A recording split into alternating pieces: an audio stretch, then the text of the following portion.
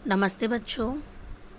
आज हम व्याकरण विषय के अंतर्गत हिंदी कहावतें के बारे में जानकारी प्राप्त करेंगे।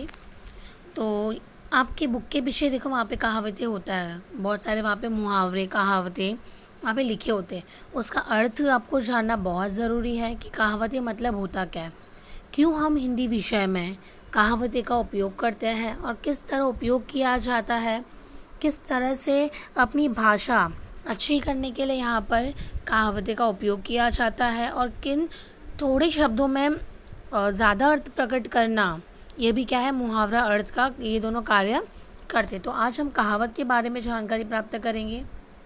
देखिए, कहावत आम बोलचाल में इस्तेमाल होने वाले उस वाक्यांश को कहते हैं जिसका संबंध किसी न किसी पौराणिक कहानी से जुड़ा हुआ होता है। तो कहावत जो होती है उसका संबंध क्या होता है, किसी न किसी पौराणिक कहानी से जुड़ा हुआ होता है। तो जो कहावत है एकदम पुराने जो कहानी है उससे संबंधित होता है।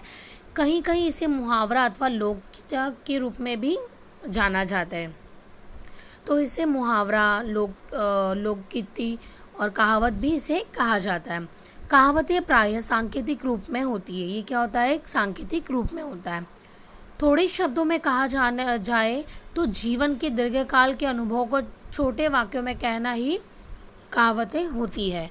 तो यहाँ पे छोटे शब्द में अगर कहावतें समझाया जाए आपको, तो थोड़े शब्द में जीवन के दीर्घकाल के अनुभव, अगर आपके जीवन के दीर्घकाल के अनुभव को क्या करते हैं, जो आपको एक्सपीरियंस जो हुआ होता है उसको आप छोटे वाक्य में कहते हैं, उसे हम क्या कहते हैं, कहावतें। अभी मैं एकदम पहले मैं बोलना सीखूंगी, बाद में मैं पूरी लाइन बोलूँगी, फिर मैं अपने आप उस लाइन को क्या करने लगूंगी, जब मुझे मालूम पड़ने लगेगा तो मैं उस लाइन को क्या करूँगी, उसे छोटे वाक्य में उसे कहने का प्रयत्न करूँगी।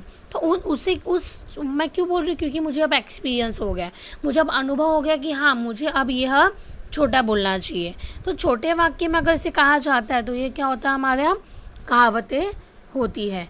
जिस प्रकार से अलंकार काव्य के सौंदर्य को बढ़ा देती है, उसी प्रकार कहावतें का प्रयोग भाषा के सौंदर्य को बढ़ा देता है। तो जिस प्रकार एक अलंकार जो काव्य है सौंदर्य को बढ़ा देता है, और उसी प्रकार क्या है हमारा कहावतें का उपयोग करने से उसका प्रयोग भाषा के सौंदर्य को बढ़ा देता है। किसको बढ़ा देता है बच्चों, तो कहावतें भाषा के सौंदर्य को बढ़ा देता है। बोलचाल की भाषा में कहावतों के प्रयोग से वक्ता के कथन के प्रभाव में वृद्धि होती है। अगर हम कहावतों का उपयोग करते हैं बोलचाल की भाषा में, तो कहावतें का प्रयोग वक्ता की कथन के क्या करती है, प्रभाव की वृद्धि होती है।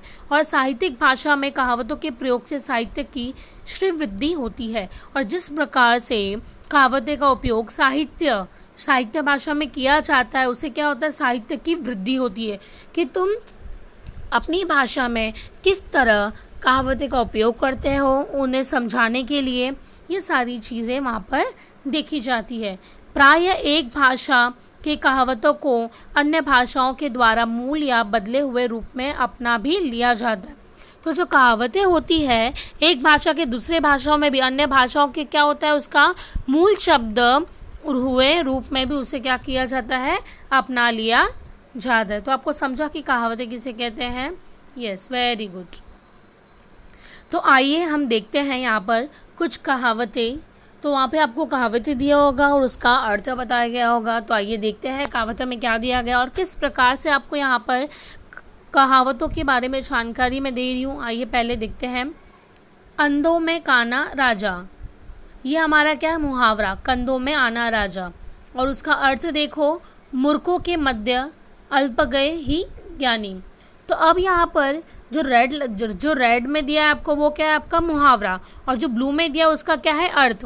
अंधों में काना राजा, जिसका अर्थ है मूर्खों के मध्य अल्प गए ही ज्ञानी। अब इसका प्रयोग अर्थात वाक्य में किस तरह से उसका प्रयोग किया जाता है वो देखिए। रामू ही इस गांव में दर्जा 8 पास है। गांव के लोग उसे ही सामायिक बातें पूछते हैं। ऐसा क्यों ना हो, अंधों में काना राजा, मूर्ख के मध्य अल्पज्ञानी ही ज्ञानी, जिसका अर्थ था तो किस तरह रामू क्या है, सिर्फ 8वीं पास है, लेकिन लोग उसे क्या करते हैं, समसमाई सारी बातें उसे क्या करते हैं, पूछे तो वो लोग को ऐसा नहीं लगता कि ये तो मूर्ख है, ऊपर से उसमें देखो ये ज्ञानी समझ बैठे उन लोग को ऐसे। आइए दूसरा देखते हैं। चोर की दाढ़ी में तिनका, जिसका अर्थ है अपराधी स्वयं शंकित रहता है। प्रयोग, मैंने तुम पर 2 दोष लगाया नहीं, तुम क्यों सफाई देने लगे? मालूम होता कि तुमने उसे मारा है, चोर की दाढ़ी में तिनका। तो किस तरह यहाँ पर आपको यहाँ पर कहावते का प्रयोग किया जा रहा है कि मैंने तुम पर दोष तो नहीं लगाया, नहीं तो तुम क्यों सफाई दे रहे? मालूम होता कि तुम ही ने उसे मारा, तो चोर की दाढ़ी में क्या लग गया, तिनका। वो खुद उल्टा बोल रहा है। अपराधी स्वयं शक्तित रहता है, मतलब गुस्से में रहता है या फिर अपना पक्ष रखता है। तीसरा, गरीबी में आटा गीला, जिसका अर्थ है विपत्ति पर विपत्ति आना। प्रयोग, 2 माह से वेतन नहीं मिला, आज साइकिल चोरी चली गई, गरीबी में आटा गीला। तो किस प्रकार यहाँ पर मुहावरा गरीबी में आटा गीला, जिसका अर्थ है विपत्ति पर विपत्ति आना, तो किस तरह 2 माह का वेतन नहीं मिलना और फिर साइकिल चोरी हो गई, तो उनके दौरान क्या हो रहा है, विपत्ति पे विपत्ति आ रही है। समझ रहा आपको बच्चों? Yes, very good. आइए चौथा देखते हैं। कहाँ राजा भोज कहाँ गंगू तेली। तो कहाँ राजा भोज कहाँ गंगू तेली, 2 व्यक्तियों की स्थिति में बहुत अंतर होना, लाइक कंपैरिजन करना दोनों के बीच में। तो प्रयोग देखिए, कहावते का प्रयोग किया गया है यहाँ पर। श्याम जी जाने माने लेखक है, मोहन जैसे कल के छोकरे से उनका क्या मुकाबला, कहाँ राजा भोज कहाँ गंगू तेली। तो अब श्याम जी क्या है, जाने माने लेखक है, और फिर मोहन जैसे कल के छोकरे पर उनका क्या मुकाबला। तो अब उनमें क्या हो रहा है, श्याम जी और जो मोहन जो अभी आजकल का जो आया है, उन दोनों में क्या हो रहा है, कंपैरिजन हो रहा है। तो यहाँ पे कहाँ राजा भोज और कहाँ गंगू तेली। तो आइए देखते हैं कुछ और मुहावरे यहाँ पर। 5वां, दीवारों के भी कान होते हैं, ये हमारा क्या है, मुहावरा। अब है वाक्य का प्रयोग, गुप्त बात छिपी नहीं रहती। दीवारों के भी कान होते हैं, जिसका अर्थ है गुप्त बातें छिपी नहीं रहती है। अब इसका प्रयोग देखिए, मैं यह बात यही नहीं कहूँगा, एकांत में चलो, जानते नहीं दीवारों के भी कान होते हैं। तो ये क्या है, ये है कहावत है। समझ में आ रहा है आपको? यस। आइए आगे देखते हैं।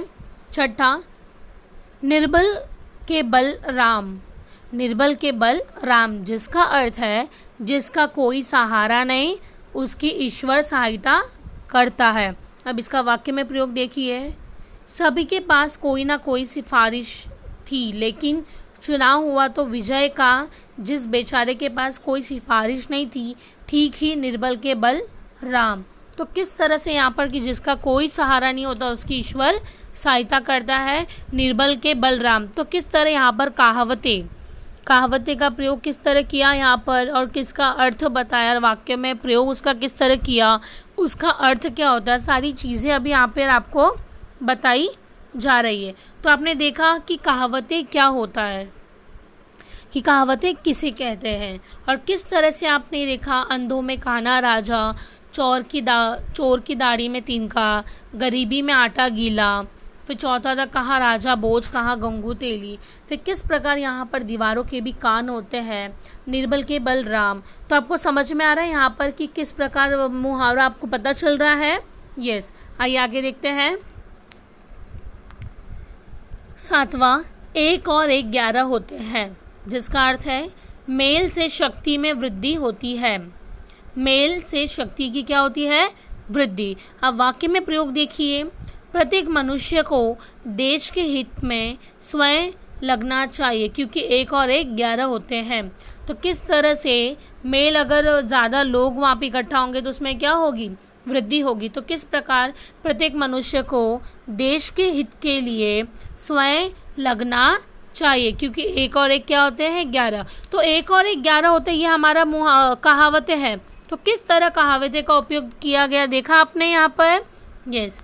आइए आगे देखते हैं। डूबते को तिनके का सहारा, जिसका अर्थ है विपत्ति काल में थोड़ी सी मदद बहुत होती है। विपत्ति काल में थोड़ी सी मदद बहुत होती है। आगे की जानकारी हम आगे वाले वीडियो में प्राप्त करेंगे। धन्यवाद।